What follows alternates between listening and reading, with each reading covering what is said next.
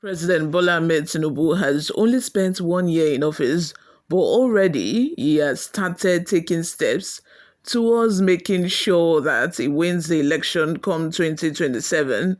He already knows that the northern people are not satisfied with his government, not just the northern people, but Igbos, the Yorubas, things are tough, removal of subsidies, having adverse effects on the economy. A lot of things have gone down and, people are still feeling the brunt, especially in the north where they don't usually protest, especially when it's someone from their ethnicity that is ruling the country. They usually do not protest. They are just, in my opinion, I feel that because mostly things are cheap in their side and they do not really feel the kind of economic hardship that we feel in the other parts of the country. But this time around, these northern people are showing their distaste for the Tinubu regime. And like I said, Tinubu is taking steps to convince them back to his corner because he knows he needs them. These are the same people that voted him into power majorly.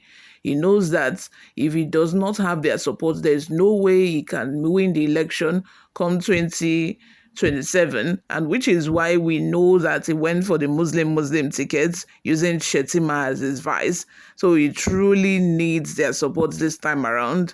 And like I said, he's already working on getting them back on his side.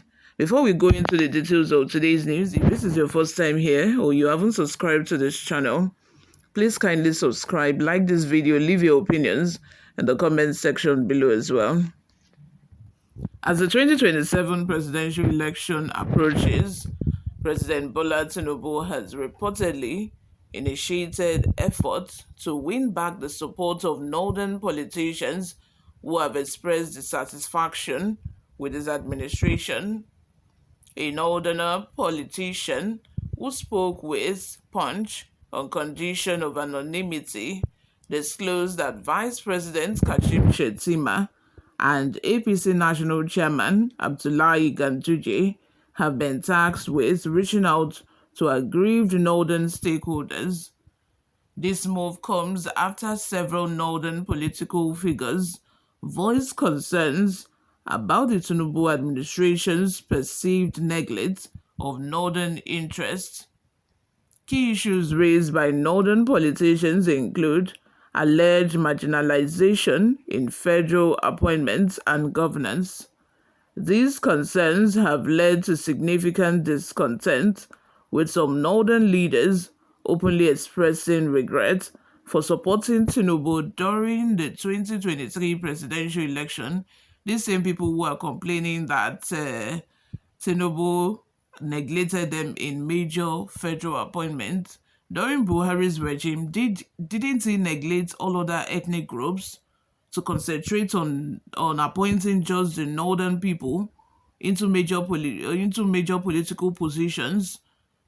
Not that I'm even supporting nepotism, but it is what it is in the country, in Nigeria. Yeah, you people had major positions during Buhari's regime, and yet, because you think that you people have, the highest political power in the country, you are still trying to get yourself back into that, or you are trying to get yourself back into most federal political appointments in the country. Is that even possible at all? Are you expecting Tinubu to neglect his own people and start, appointing northerners into major political positions? How would that even make him look?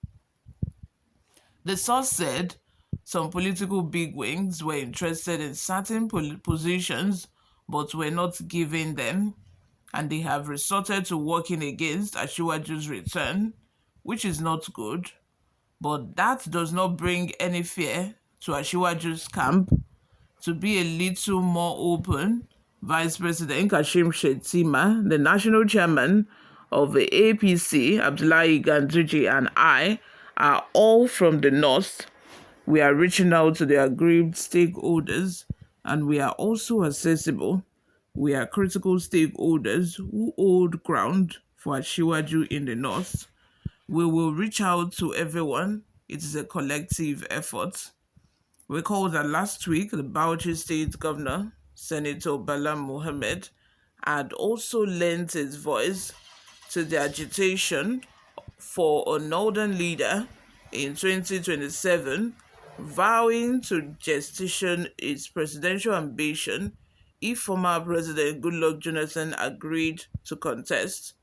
According to him, the former president has the requisite experience to revamp the economy and would do a good job if given a second mandate to manage the country. But the former Minister of Communication and prominent APC chieftain Adebayo Shitu said Nigerians should be wary of such moves. He said, if you are calling for a change in government, you still have to wait until the current one runs its term. Now you are even calling on Jonathan to come back. He, just like others, is free to return and contest election in 2027, but certainly there won't be any election before then, and there cannot be any change of government. If Jonathan has done very well, Nigerians won't have voted him out after spending about 6 years in office. Tell me, if the PDP had done very well, would the people have voted them out? Nigerians only voted them out after their term expired. A former lawmaker who represented Kaduna Central between 2015 and 2019, Senator Shehu Sani, warned against the desperation of some northern elites to return to power. He said if President Tinubu succeeds in addressing the security situation, education, and poverty in northern Nigeria, no northern allies will stop him from being re-elected in 2027. The desperation to return to power in 2027 by some northern political elites is not in the interest of the North, but is driven by personal reasons, as some of them have been schemed out, so they often turn to a sectional agenda when their own personal interests are affected.